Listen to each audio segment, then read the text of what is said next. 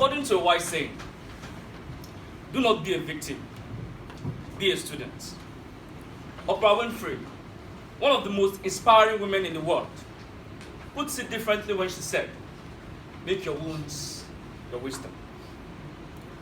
While the experience I'm about to share with us today may not be as serious compared to what some of us might have been through in life, I am here to remind us that whenever we lose, we should never lose the message. The contest here, fellow Toastmasters and guests, have you ever had a bad day? It was on a hot afternoon. I received a call from the class governor. Hello, boss. Chief, where are you? Start coming to Unilag now. We're having a test in 3 hours. My home to Unilag would take 3 hours. Without having a bath or dressing appropriately, I rushed and stumbled to the bus stop, where I took a bike. I needed to use an ATM so I could pay the bike man. We made a stop at Victoria Island. I crossed to the other side of the road.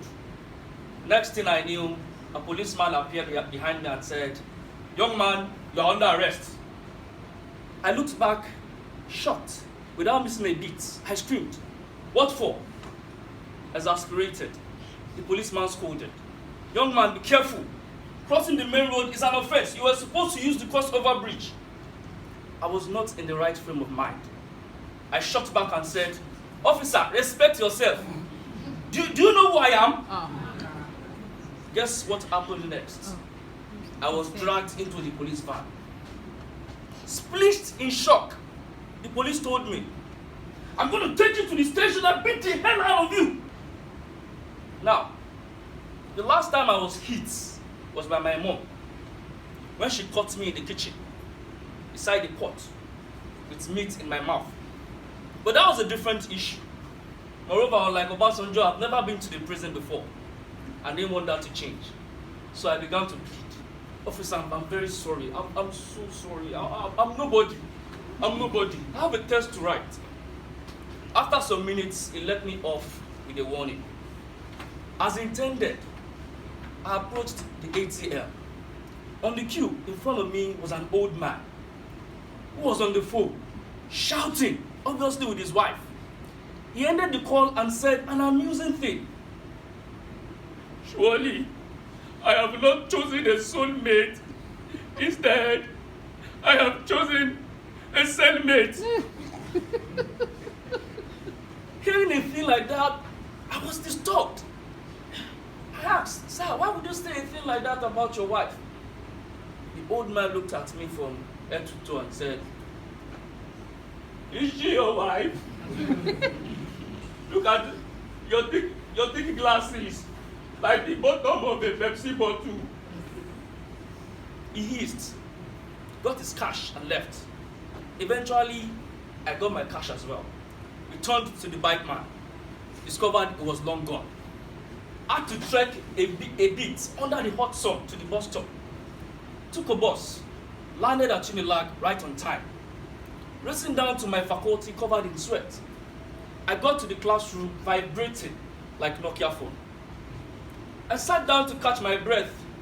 Then it dawned on me that I'd forgotten my change with the conductor. How will I get home? Finally, the lecturer appeared and said, sorry guys, something just came up. I'm so sorry, we have to reschedule. See you guys next week. After all I've been through to get here, sad, I went to the canteen, mourning the terrible day I was having with hot amala, begiri, and of course, ewedu. I eat a lot when I'm stressed. I was about to order for extra plates when I saw a very beautiful quote on the wall. And surprisingly, it read, do not be a victim, be a student. With this striking quote in mind, I thought about what I could possibly learn from my day. Suddenly I realized that peradventure, if I had taken that test, I could have failed. Truth is, I was not prepared for it. The following week, not only did I do well in that test, I also started preparing for others. From the police, I learned the significance of diplomacy in the face of uncomfortable situations. From the old man, I realized my tone was judgmental. Funny how some things we think to be a disappointment end up feeling like an opportunity. Most times we do not see these opportunities to learn during our moments of difficulty because we become too angry and so disappointed that we miss it and end up doing the same thing the same way over and over again. There I was in the canteen being taught by an anonymous quote that when we lose, we should never lose the message. Today we are in a contest. What would you do if you do not reach the pinnacle? Are you going to mope and whine and complain about the rules and the judges?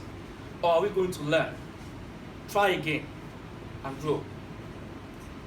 Fellow Toastmasters and distinguished guests, have you ever had a bad day or an unsavory past?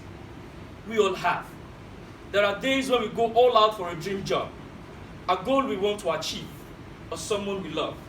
Sometimes we can be so close, and yet still end up slipping through our fingers. In those moments, as frustrating as they can be, I am here to remind us that whenever we lose, we should never lose the message. The contest.